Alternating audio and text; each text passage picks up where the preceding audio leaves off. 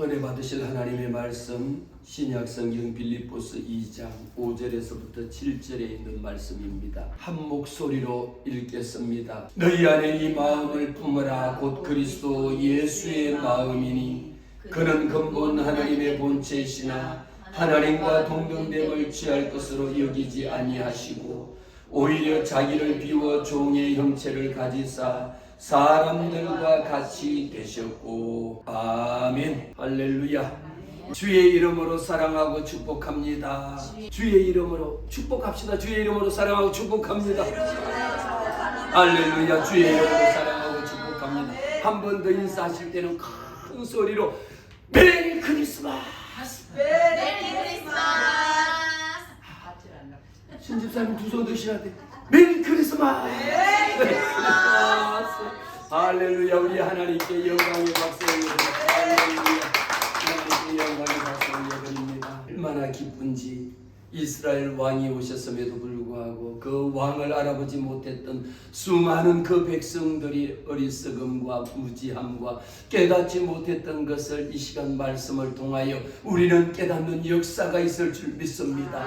우리는 이미 오신 예수 그리스도, 우리는 누구를 기다리느냐? 다시 오실 예수 그리스도, 재림하실 예수 그리스도를 우리는 기다립니다. 언제 오실지 알 수 없지만 다시 오실 그 주님을 기다리면서 우리의 마음속에 늘 사모하는 마음이 넘칠 줄로 믿습니다. 빌립보서 2장 5절에서부터 7절에 있는 말씀을 가지고 너희 안에 이 마음을 품어라. 그 마음이 어떤 마음일까요? 세상의 사람들은 온갖 마음을 다 품고 있습니다. 그래서 오늘날 또 심리학이라고 하는 학문은 굉장히 인문학에서 유명합니다. 왜? 사람의 마음을 알 수 있는 것은 우리 속담에도 10길 물속 깊이는 알 수 있으나 한 길도 안 되는, 한 척도 안 되는 사람의 마음은 알 수가 없다라고 이야기합니다. 지금은 열속 물깊이만 아니라 인공위성을 통해 가지고 하늘에도 2만 킬로 상공에서도 볼 수도 있고 지하 땅속에 깊은 곳에 있는 것도 볼 수 있는데 아직 볼 수 없는 것은 뭐냐? 내 마음이라는 겁니다. 사람의 마음을 알지 못하는데 우리 주님만이 내 마음을 아시는 분은 오직 우리 주님만이 내 마음을 아시는 거예요. 주님은 왜 아실까요? 나를 지으신 이시니까. 그래도 우리가 우리 자녀들의 마음을 많이 아는 것은 우리 부모라고 이야기하잖아요.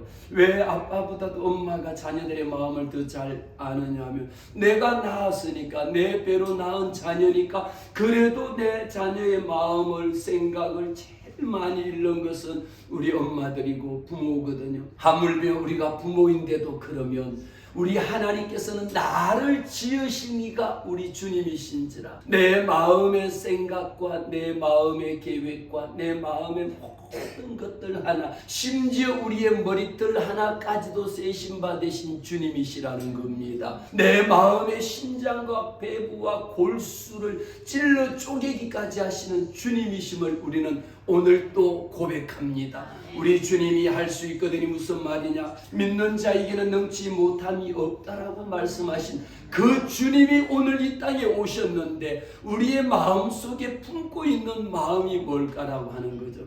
오늘도 우리는 주님 앞에 나와서 예배하고 우리 하나님의 이름을 높여드리고 찬양합니다. 예수 믿기도 오래 믿었고요, 교회 다니기도 오래 다녔지만 내 마음속에 품고 있는 마음이 어떤 것인가? 아기 예수 탄생은 이미 우리에게 역사적인 사건이 되었습니다. 예수가 살았느냐 죽었느냐를 놓고 많은 사람들이 믿지 않고 심지어 믿음이 있노라고 교회 다니노라 하면서도 내가 제일 안 믿어지는 것 두 가지가 있다라면 동정녀로 탄생했다라는 것이 안 믿어지고, 또 하나 안 믿어지는 것은요, 죽은 지 장사 지냈는데 3일 만에 부활했다라고 하는 부활의 사건이 믿어지지 않는다라는 겁니다. 오늘 이 말씀을 듣는 여러분들 속에는요, 여러분들은 이 두 가지가 다 안 믿어지시는가요? 아니면 하나만 안 믿어지나요? 아니면 목사님 저는 둘 다 믿습니다 이러신가요? 둘 다 믿으시는 분 두 손 높이 들고 아멘! 할렐루야! 나는 예수 그리스도가 이 땅에 동정녀 마리아의 몸을 통하여 이 땅에 성령으로 잉태하사 이 땅에 태어나신 것을 확실하게 믿습니다. 할렐루야! 그리고 예수 그리스도는 나를 위하여 이 땅에 오신 목적이 내 죄를 사해 주시려고 이 땅에 오셨고 내 죄를 대신하여 지시고 십자가에 달려 죽으셨다라고 하는 사실, 여기까지는 그래도 믿음이 가요. 그런데 죽은 지 3일 만에 다시 부활했다라고 하는 소식은 아무도 들은 바가 없으니, 예수 이외에는 그 어떤 종교의 지도자들도 부활주일이 있는 종교 여러분 보셨습니까? 그리스도교, 우리 기독교 외에는 부활절을 지키는 종교가 없습니다. 나머지는 이미 그 속에서 부활의 생명이 없다라는 것입니다. 또 하나는 뭘까요? 역사적으로 가장 중요한 것이 BC와 AD로 역사의 기준점이 예수 그리스도라는 겁니다. BC가 무슨 약자입니까? Before Christ, 예수 그리스도의 탄생 이전과 예수 그리스도의 탄생 이후를 AD라고 해가지고 구분이 짓는 겁니다. 역사의 기준점이, 우리는 그렇게 역사를 공부하면서 BC 몇 년, BC 몇 년 얼마나 이야기하면서 이 BC를 말이야 BC처럼 말해. 내가 거기 밑에다가 동그라미 하나 더 붙여야 되는데 참 말하기가 곤란하네요. BC를 말이에요. 그렇게 역사를 공부하고 인문학을 공부하면서도 예수 탄생 이전과 예수 탄생 이후를 기준점인데도 예수의 탄생을 믿지 않는다라는 것은 역사를 믿지 않는 것과도 똑같습니다. 그래서 오늘 우리가 아기 예수 그리스도의 탄생 이 땅에 오신 것에는요, 우리가 이 모든 것, 우리를 구원하기 위하여 이 땅에 오신 역사의 기준점의 시작이 BC와 AD로 구분되는 기준점이 되셨다라는 것. 오늘 예수 그리스도의 탄생은 곧 죽음을 앞두고 있는, 죽음을 목적으로 세상에 죽으려고 태어난 사람이 누가 있겠습니까? 그러나 우리 주 예수 그리스도 하나님의 아들이시면요, 이 땅에 오셔서 내 죄를 대신 십자가에 지고 부활의 생명으로 오시기 위한 목적을 가지고 오신 그분이 예수라는 겁니다. 그 이름이 예수 그리스도, 우리를 구원할 자, 나를 구원할 자라는 겁니다. 오늘 말씀의 빌립보서를 통해 가지고 이렇게 기록하고 있습니다. 바울 사도는 고백할 때에 2장 5절에 보니까 너희 안에 이 마음을 품으라 곧 그리스도 예수의 마음이니 라고 기록하는데, 이 말씀 우리가 한 해를 돌아볼 때에 너희 안에 이 마음을 품으라. 내 안에 지금 여러분들은 무슨 마음을 품고 있습니까? 육신의 정욕을 품고 있을 때도 얼마나 많은지 모릅니다. 안목의 정욕을 품고 있을 때도 얼마나 많은지 모르고요, 또 이생의 자랑을 품고 있는 경우도 얼마나 많은지 모릅니다. 제 마음속에도 시시때때로 육신의 정욕의 생각에 사로잡히기도 하고 안목의 정욕에 사로잡히기도 하고 이생의 자랑을 위하여 이런 것에 마음 쓰일 때가 얼마나 많이 있는지 몰라요. 아기 예수가 이 땅에 오신 목적이 오늘 무엇인가라고 보면 우리 주님께서 우리에게 너희 안에, 내 안에 이 마음이 어떤 마음일까요? 그 마음에 보니까 곧 그리스도 예수의 마음이라고 하는데, 우리 예수의 마음 속에는 얼마나 주님이 사랑하시는 그 내가 너희를 사랑한다라는 것, 이 마음 외에는 주님의 마음 속에 내가 너를 구원한다라고 하는 것, 내 아들 독생자 예수 그리스도를 주셔갖고도 내가 너를 사랑한다, 내가 너를 구원하기를 원한다, 이 마음 외에는 어떤 것도 없다라는 겁니다. 그래서 곧 그리스도의 예수의 마음 속에는요, 우리 많은 사람들이 신학적으로 이야기합니다. 그리스도 예수 안에서 권면하고 위로하고 성령을 통하여 교제하기를 원하는 것을 말씀하는데, 바울 사도는 우리에게 성령을 통하여 권면하기를 원합니다. 사도 바울은 가는 곳곳마다 권면의 말씀, 권면을 했습니다. 그뿐만인가요? 위로했습니다. 주님이 이 땅에 오신 목적은요, 우리를 위로하기 위함입니다. 나를 위로하기 위하여 오셨고요. 그런데 이 모든 것은 무엇을 통하여? 오직 성령을 통하여 위로하고요, 내 감정으로 내 기분으로 위로하는 것이 아니라 성령의 역사심을 따라 위로하고 권면하고 성령의 역사심을 따라 도와주고 이 모든 것을 할 수 있는 것인데, 우리가 성령은요, 우리가 예수 믿은 후에 내 삶의 변화를 가져다 주는 가장 중요한 것이 뭡니까? 내 삶을 거듭나게 할 수 있는 것은 오직 성령의 역사라는 겁니다. 성령은요, 우리 성도들이 성결한 삶을 살 수 있도록 도와주시는 것이 성령의 역사입니다. 성령은요, 내 삶과 내 삶의 성품을 변화시켜 주는 것이 성령의 역사입니다. 성령은요, 우리 성도들에게 위로해 주고 우리의 삶 가운데에 하나님의 뜻을 이해하고 하나님의 명령을 따르도록 해주는 것이 성령입니다. 그래서 성령의 충만함을 받으라고. 우리 예수 그리스도가 이 땅에 오신 후에 너희는 이 마음을 품으라. 곧 그리스도의 예수의 마음은요, 예수의 마음은 곧 성령의 역사하심이고 성령의 인도하심이고 성령의 보호하심입니다. 오직 성령의 인도함을 따라 살으라는 것이 하나님의 뜻입니다. 성령은 우리가 하나님 앞에 기도할 때에 우리 성도들의 기도하는 부르짖어 기도하는 기도를 때로는 말로 표현할 수 없는 탄식할 때에 이 모든 것을 하나님 앞에 상달하는, 내 기도를 들어 응답케 하시는, 내 기도를 들어 대신 전달케 하시는 그런 일을 하고 있는 겁니다. 그래서 우리가 성탄을 통하여 성탄의 의미 속에 들어있는 것은요, 예수 그리스도의 이 땅에 오심의 목적은 우리가 깨달아야 하는 것이 위로하기 위하여, 나를 위로하기 위하여, 나를 구원하기 위하여, 나를 사랑하기 위하여 주님이 이 땅에 오셨다라는 것이죠. 그 말씀 속에는요, 이런 말씀이 포함되어져 있습니다. 사랑하는 것뿐만 아니라 상대방을 배려하는 마음도 있어야 되고요, 상대방을 공감하는 마음도 있어야 됩니다. 예수 믿고 난 후에 성령은 받았는데 내 삶의 변화가 있느냐 없느냐를 돌아보세요. 내 삶의 변화라고 하는 것은요, 상대방을 생각하고 상대방을 배려할 수 있는 마음이 있느냐라는 것. 오직 내 생각과 내 주장과 내 고집만 주장하고 펼칠 것이 아니라 성령의 역사하심은요, 우리 주님이 이 땅에 오셔서 나갔던 것도 주님이 사랑해 주셨잖아요.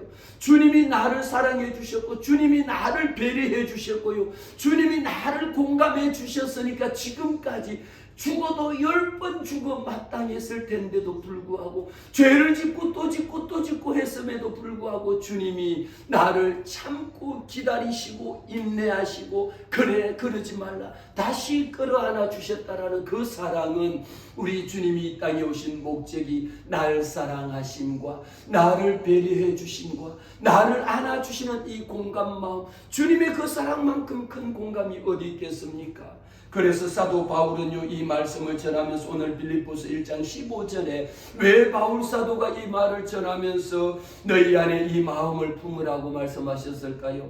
빌립보서 1장 15절 말씀 보겠습니다. 어떤 이들은 투기와 분쟁으로, 어떤 이들은 착한 뜻으로 그리스도를 전파하나니 이들은 내가 복음을 변증하기 위하여 세우심을 받은 줄 알고 사랑으로 하나 그들은 나의 매임의 괴로움을 더하게 할 줄로 생각하여 순수하지 못하게 다툼으로 그리스도를 전파하느니라 라고 기록하고 있습니다. 왜 사도 바울을 통하여 복음을 전파하는 거요? 우리는 성탄의 의미 속에는 무엇이 있느냐? 복음의 전파입니다. 여러분들, 우리 연세 드신 분들은 어떻습니까? 결혼한 자녀가 있으면, 손주가 있다라면 그냥 그 손주가 이미 아기가 있다라는 것부터 태어나면요, 프로필 사진 여러분 카톡에 봐보세요. 다 알아. 카톡 봐보면 이분이 그냥 얼마나 손주를 봐가지고 손주에 빠져 있는지, 아니면 교회에 빠져 있는지, 아니면 은혜 제일교회에 빠져 있는지 다 알아. 은혜 제일교회에 빠져 있는 사람 제가 잘 봐. 이 카톡에 프로필 사진을 보면 은혜 제일교회에 있는 거 이런 거 잘 올리는 반면에 손주에게 사랑을 몽땅 뺏긴 분들은요, 온통 자기 사진마저도 다 사라지고 없고 온통 손주 사진들로 다 올라가 있다라는 거예요. 예수 그리스도가 이 땅에 오시면 무엇을 전파하기 위함이냐? 예수의 사랑을 전파하라는 겁니다. 내가 먼저 예수 믿은 거요, 예수의 사랑을 나를 통하여 전파하라고, 이것이 우리의 미션입니다. 그런데 바울 사도가 이 복음을 전하고 있는데, 바울이 매일 지금 구속되어 있음에도 불구하고 옥에 갇혀 있으면서도 복음을 전파하기 위하여 예수 그리스도가 이 땅에 오셨다. 누구를 위하여? 나를 위하여, 우리를 위하여 이 땅에 오셨는데 이 복음을 전파하라 말이에요. 그래서 바울이 복음을 전파하면서 보세요. 어떤 이들은 우리가 분명하게 오늘 예수 그리스도에 오신 이 성탄의 메시지가, 왜 이 예수 그리스도가 이 땅에 오셨다라는 걸 널리 알려야 될 거 아닙니까? 이것을 알리는데 어떤 이들은 어떻게 알렸냐면요, 투기하고 분쟁하고 시기하고 질투하면서 복음을 전해. 바울 사도는 오늘 말씀을 통하여 분명하게 이야기합니다. 15절 말씀 보세요. 어떤 이들이라고 했는데 어떤 이가 바로 누굽니까? 내가 어떤 이가 될 수도 있고요, 여러분이 될 수도 있고요, 열심히 전도하는 전도사도 될 수도 있고요, 열심히 복음 전하는 주의 종도 될 수도 있습니다. 어떤 이들은요, 복음을 전파하는데 다툼과 시기와 질투와 온갖 것으로 복음을 전하는데, 오늘 분명하게 예수 그리스도가 이 땅에 오신 목적을 전하는데 그들이 하는 것이라고 하는 것은 왜 복음 전하면서 분쟁을 일으킵니까? 예수 믿는 궁극적인 목적은요, 분쟁하던 것에서 사라지고 평화가 임하는 것이 주님이 이 땅에 오신 목적이에요. 이것은 우리 가정으로 돌아가봐도 마찬가지입니다. 우리 가정에 불화가 일어나는 거 예수 믿고 난 후에는 끊어져야지. 예수가 이 땅에 오심으로 말미암아 우리가 힘들어하던 이 모든 문제들도요, 해결돼야죠. 막혔던 것 뚫어져야지. 묶여있던 거 풀어져야죠. 다쳤던 거 열려야지. 그럼에도 불구하고 우리가 전하고 있는 어떤 이들은 뭐 하느냐? 예수 믿으라고 그렇게 전도를 많이 하는데 투기하고 분쟁하고 시기하고 질투하면서 복음을 전하는 것이 과연 이게 맞느냐라는 것을 바울 사도는 말씀을 통하여, 왜? 그것은 하나님의 뜻이 아니다라는, 곧 그리스도 예수의 마음을 품으라고 하는데, 예수의 마음이 그러면 목사님 뭡니까? 라고 했을 때에 바로 15절에 투기하는 마음으로, 시기하는 마음으로, 질투하는 마음으로, 욕하는 마음으로, 이런 마음으로 하지 말라라는 게 예수의 마음이라는 겁니다. 이 땅에 오셔서 우리가 메리 크리스마스 하면 메리 크리스마스로 끝나는 것이 아니라 내 속에 있는 시기와 분쟁과 불화와 이기심과 이런 것들이 사라지고 없어야지. 또한 16절에는 이렇게 기록합니다. 이들은 내가 복음을 변증하기 위하여 세우심을 받은 줄로 알고 사랑으로 하나 그들은 나의 매임의 괴로움을 더할 줄을 생각하여 순수하지 못하다. 우리에게 필요한 것은 뭡니까? 예수 믿는 이 복음은 우리 믿는 자들에게는요, 복음을 전하는 데 있어서 가장 중요한 것은 전하는 동기가 뭐냐라는 겁니다. 복음은요, 순수한 겁니다. 예수 그리스도가 이 땅에 오셨고 내 죄를 대신해서 또 죽으시고 부활하실 부활의 날이 기다리고 있으면, 예수 그리스도가 이 땅에 오신 목적이 순수한 순수성만큼 내가 너를 사랑한다, 나는 너를 구원하기를 원한다라고 하는 이 순수성 이외에는 어떤 것도 거기에 가미된 게 없다라는 겁니다. 예수 믿으면서요, 복음 전하면서요, 그 속에는 우리 하나님이 널 사랑한다라고 하는 거, 오직 예수 믿고 천국 가자라고 하는 거, 예수만이 구원이라는 거, 예수만이 생명이라는 이것 외에는 그 속에다 다른 거 첨가하면 안 됩니다. 맛집에 가면요, 맛집은 어떤 것이 맛집입니까? 온갖 MSG를 그냥 별거를 다 넣어가지고 앞에 친다라고 하잖아요. 쳐넣는다고 하는데 온갖 조미료를 다 쳐넣어가지고 맛을 내는 것은 맛이 아닙니다. 진짜 맛집에는 뭐합니까? 순수한 맛, 담백한 맛, 그 한 가지 맛을 살리기 위해 갖고는요, 기타 다른 MSG라고 하는 첨가물을 넣지 않습니다. 예수 그리스도의 복음 속에 다른 것으로 집어넣을 것이 하나도 없다라는 말씀입니다. 우리에게 예수의 생명을 주실 때에 그 이름 예수 그리스도 외에 다른 이름으로 구원받을 만한 이름을 준 적이 없어요. 여기에 복잡하게 온갖 것 끼워넣을 것 하나도 없습니다. 우리는 복음 전하는 동기에도요, 오직 내가 그 사람을 사랑하니까 그 영혼을 불쌍히 여겨서 내가 예수 믿고 구원받았으니 당신도 예수 믿고 구원받자라고 하는 것, 내 자녀들에게 구원받고 엄마는 천국 갈 건데 나는 엄마는 죽으면 천국 갈 건데 내 자녀도 천국 가야지라는 이 순수한 열정과 동기와 마음을 가지고 있으면요, 별것을 갖고도 내 별것을 주고도 그 영혼을 구원할 수가 있지만, 그 영혼을 구원하려고 하는 동기가 되지만 어떤 거 자꾸 덧붙여가지고 그것으로 인해서 하는 것은요, 그것 떨어지면 다 떨어집니다. 여러분 돈으로 살 수 있을 것 같아도요, 별것으로 살 수 있을 것 같아도요, 그것 떨어지면 다 사라지고 없습니다. 사도 바울은 우리에게 말씀합니다. 어떤 이들이 복음을 변정하기 위하여 우리는 논리적으로, 이성적으로, 또 학문적으로 온갖 것으로 다 덧붙여 갖고요, 예수의 구원, 예수의 복음 이런 것을 증거하려고 별 것을 갖고 또 학문을 갖고 다 동원한다 하지만 그 학문 동원하지 않아도 괜찮습니다. 신학적으로 논쟁할 이유도 없습니다. 심리학적으로 인문학적으로 별 것을 가지고 논쟁할 이유도 하나도 없습니다. 오직 하나님의 말씀은 말씀으로만 역사하면 됩니다. 여기에요. 다른 것을 덧붙일 것도 하나도 없어요. 거기에다 MSG 첨가하는 것 자체가 이단인 거예요. 그 속에 다른 것을 추가하는 것이 이상하고 잘못된 변질이다라는 것이죠.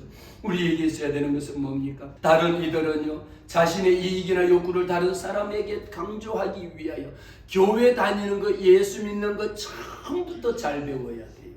저는 교육을 오랫동안 교육자로 살다 보니까 깨닫는 것이 처음에 잘못 배우면, 첫 단추를 잘못 깨우면요, 교회 와서 신앙생활이나 학교 가서 공부하는 거나 다 똑같습니다. 오라 그래야 오고 가라 그래야 가고요 하지 공부를 하라 그래서 하는 사람이 누가 공부를 잘하겠습니까? 하지 말라 그래도 할 수 있게 되고요, 해라 해도 자기가 알아서 할 수 있을 만큼 모든 것이 되는 거거든요. 우리 마음속에는 사도 바울을 통해 가지고 우리가 전하는 것이 좋은 뜻으로 복음을 전하고 있는데 알고 보니까 이것이 잘못된 변경이 되어졌다라고 한다는 것은 있을 수 없는 이야기죠. 바울 사도는요, 고린도전서 9장 16절에 말씀합니다. 내가 복음을 전한다고 해서 내게 자랑할 것이 없다. 내가 복음을 전하는 것은 당연한 일이다라고 고백하죠. 여러분들이 복음을 전하는 거요, 내가 할 수만 있으면 예수 그리스도의 복음 전거하는 삶으로 살아내야 합니다.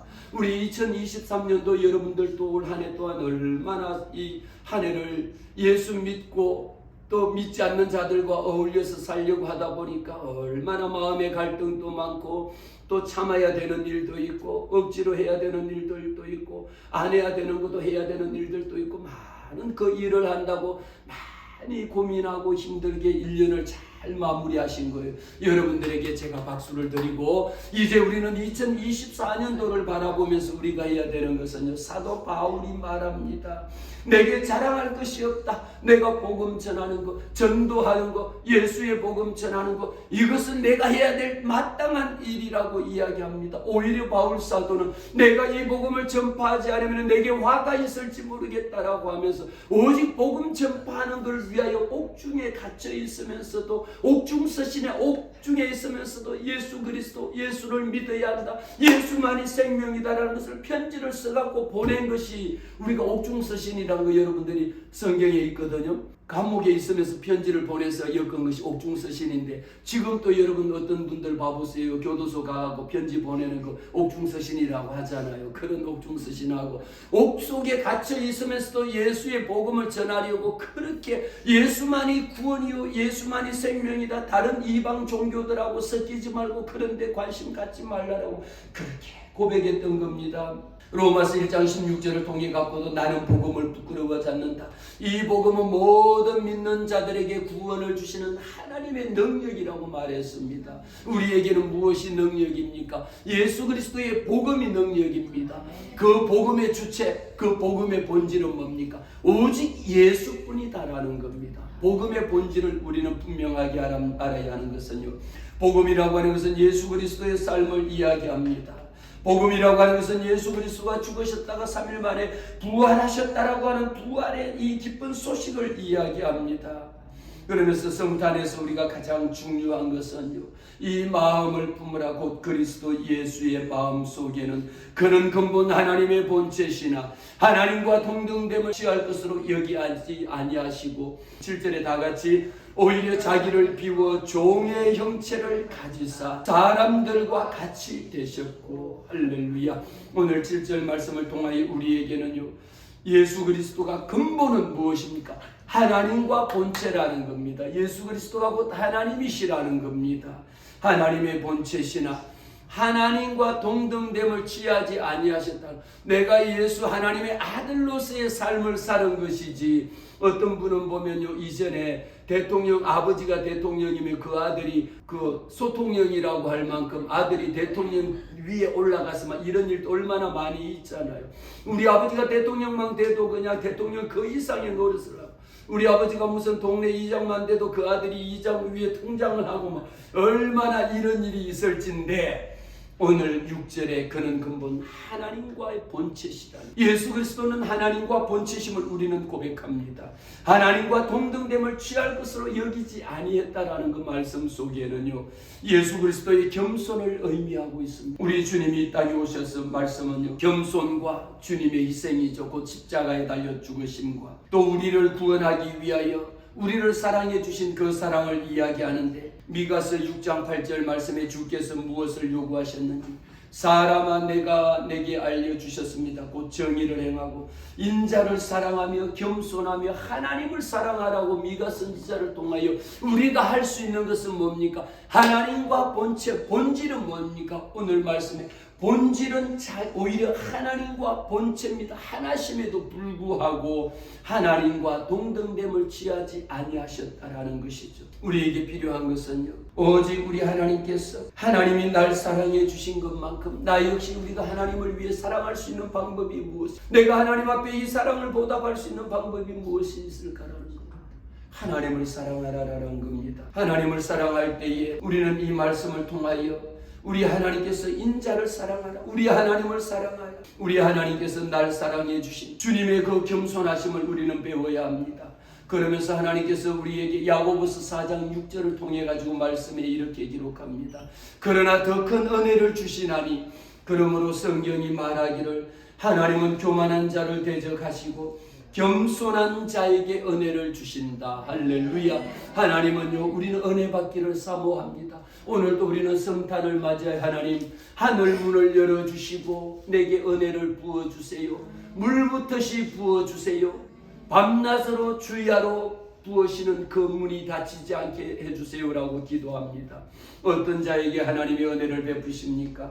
겸손한 자에게 하나님이 은혜를 베푸시고요, 교만한 자에게는 하나님이 대적하신다라고 말씀합니다. 겸손한 자에게는 하나님이 더 큰 은혜를 주신다고, 우리가 은혜임에도 불구하고요, Great Grace라고 해서 더 큰 은혜를 하나님이 우리에게 주시는데, 단순히 우리에게 은혜를 주시는 것이 아니라 우리의 그 필요한 그 모든 것 그 이상을 하나님이 더 큰 은혜를 우리에게 주신다라고 말씀하셨고, 하나님은 교만한 자를 끝까지 대적하신다라고 말씀하셨습니다. 사랑하는 성도 여러분, 오늘 우리가 주 예수 그리스도의 이 땅에 오심을 통하여 하나님께서 내게 겸손한 자에게 더 큰 은혜를 주시고 교만한 자에게 하나님이 대적케 하시고, 겸손한 자에게 우리 주님이 요한복음 15장 13절을 통하여 말씀을 주실 때에 사람이 친구를 위하여 자기의 생명을 버리는 것보다 더 큰 사랑이 없다라고 했는데, 우리 주님은 날 사랑하기 위하여 이 땅에 그 아들 독생자 예수 그리스도를 오늘 보내셨다라는 것. 이제 우리는 누구를 기다립니까? 다시 오실 예수 그리스도를 우리는 기다리고 있습니다. 로마서 5장 8절 말씀에 우리가 아직 죄인 되었을 때에 그리스도께서 나를 위하여 우리를 위하여 죽으심으로 자기의 사랑을 확정해 주셨다라고 말씀하셨습니다. 이제 저는 이 말씀을 오늘 성탄절 감사 예배를 드리면서 말씀을 정리를 하겠습니다. 오늘 그리스도 예수의 마음, 너희 안에 이 마음을 품어라. 내 안에 어떤 마음을 품고 있는지, 우리 주 예수 그리스도가 이 땅에 오신 것은 겸손으로 우리에게 오셨고요, 내게 더 큰 은혜를 베푸시기 위하여 이 땅에 오셨습니다. 교만하고요, 주님을 배반하고요, 주님을 멀리하고요, 오히려 예수가 언제 부활했느냐라는 것, 겸손한 자에게 하나님이 더 큰 은혜를 주신다라고 말씀하신 그 약속의 말씀을 믿고 우리는 하나님 앞에서 더 낮아지고 더 낮아졌어요. 더 겸손하고 더 겸손했어요. 나보다 다른 사람을 더 높게 여길 수 있는 이런 마음이 예수 그리스도가 이 땅에 오신 근본이요 본체시라는 것을 기억하시기를 바랍니다. 우리는 은혜 제일교회 오늘 이제 예수 그리스도가 이 땅에 오신 성탄, 이 출생 오늘을 기점으로 우리는 또다시 돌아올 2024년도 대망의 새해를 맞이하는 이 시점에 서 있습니다. 내년 한 해 동안 내가 예수를 위하여 어떤 삶의 마음으로 살아갈 것인지, 내 마음속에 준비해야 될 것은 무엇인지, 아기 예수 그리스도가 이 땅에 오셨는데 그냥 하루의 행사로 끝나버리는 것이 아니라, 오늘 그냥 한번 감사 예배 드리는 것으로 끝나버리는 것이 아니라, 아기 예수 그리스도의 이 땅에 오신 목적을 오직 예수 그리스도의 마음, 나보다 다른 사람을 높게 여기고요, 내가 주님이 날 위하여 희생하신 그 희생의 정신을 내년도에 오늘부터라도 조금씩이라도 주님, 나도 실천하게 하옵소서. 나도 내 믿음대로 행하게 하옵소서. 하나님의 자녀답게 살아가는 역사의 힘을 살아갈 수 있도록 주님 나를 도우시옵소서. 이런 마음 되시기를 주의 이름으로 축원합니다.